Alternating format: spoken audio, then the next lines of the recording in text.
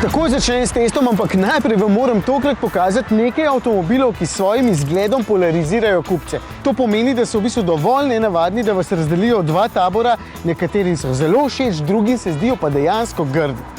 Prvi bi bil lahko tale. No in tale, pa mogoče tale, pa tale, ta je samo grd in to vsem. No, pa recimo tale, ne, ta tudi ne, ker če pogledam golfe za nazaj, je ena od njihovih prednosti ravno ta oblikovna zadržanost, zaradi katere nikoli nikogar ni odvrnil od nakupa. Ja.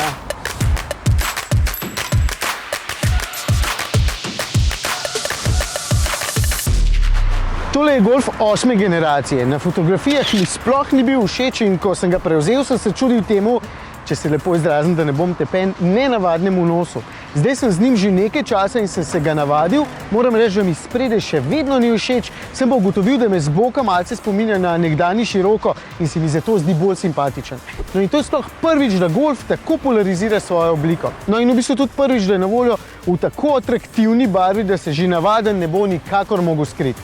Vem, da je bil že Golf 3 na voljo v zenfasto rumeni, ampak ne takšni. Drugi šok bo najbrž za klasičnega lastnika kateregakoli prejšnjega Golfa tule znotraj.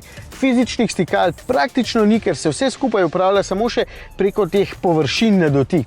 Mislim, se tudi ostali proizvajalci delajo podobno, ampak Golf je Golf. Sinonim zadržane umirenosti, lahko rečete tudi dolgočasnosti, ampak vseeno je ves čas ponujal neko stalnico in določene res odlične vrednote, zaradi katerih ste ga imeli tako radi. Ampak očitno mora iti tudi Golf naprej. K sreči vse skupaj deluje dovolj hitro in dobro, čeprav si je treba vzeti ob spoznavanju kakšno urico, da potem vse skupaj obvladaš. Je pa ta zaslon z ločljivostjo super in pregleden, večino časa tudi dovolj hiter, včasih se mi samo takole, ko potegnem, zazdi, da se malenko zatakne. No in tole je, če že nimam fizičnega guba, najlažje in najbolj natančno spreminjanje glasnosti doslej. Super je. Res manjka samo gumb za notranje kroženje zraka, pa ga ni in moram vedno najprej narediti tole, da zadevo lahko dejansko vključim. In ta mini prestavna ročica mi je tudi všeč. Mislim, zakaj bi bila velika, če se samo usedeš v avto, prestaviš v D, spelješ in je potem niti ne uporabljaš več, posledično je pa lahko tukaj več prostora.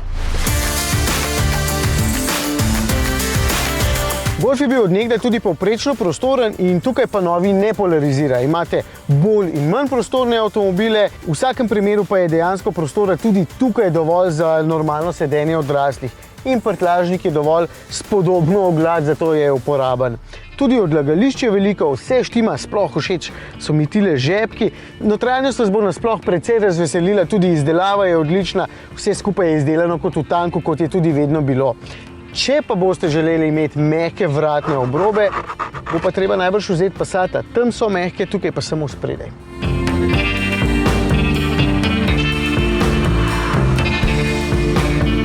Ena najboljših lastnosti Golfov je bila od nekdaj tudi vozniška enostavnost. Ne, ni tako lahkoten kot kakšen Focus, Civic ali pa Mazda 3, je pa vseeno tako simpel in prijeten, da se ga boste navadili vsega 12 minutah. Sedi se odlično, čeprav tokratna sedežna masaža ni nič posebnega, preglednost je dobra, volan fino sede v roke, stikala so, stikal ni, pač vse štima. Takšen, ki nima oznake GTI in kakšnih dinamičnih apetitov, se mi je v zavojih občasno zdel malenkost pretežak v nosu, ampak pod črto moram priznati, da se res dobro pelje. Tudi ob malce hitrejši vožnji po kakšni ovinkasti cesti vas ne bo razočaral, lepo sledi ukazom in občutek na volanju je vedno dovolj dober. Potem pa motor. Tukaj brni klasika, 2-litrski TDI s 110 kW oziroma 150 konji. Kaj češ bolj klasičnega od tega v Golfu. Motor je zvočno zelo dobro zadušen in ga boste zunaj slišali celo manj kot enakega v Passatu, lepo je prožen in konkretno vleče, na testu pa nam porablja točno 5 litrov, kljub temu, da sem ogromno na avtocesti. In to je super, pa še s tem menjalnikom odlično sodelujeta.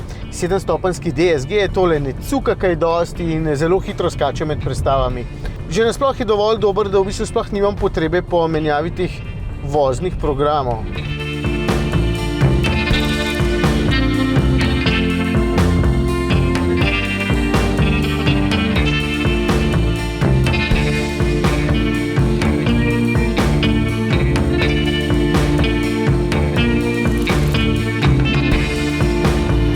Ok, spet sem pri lučeh.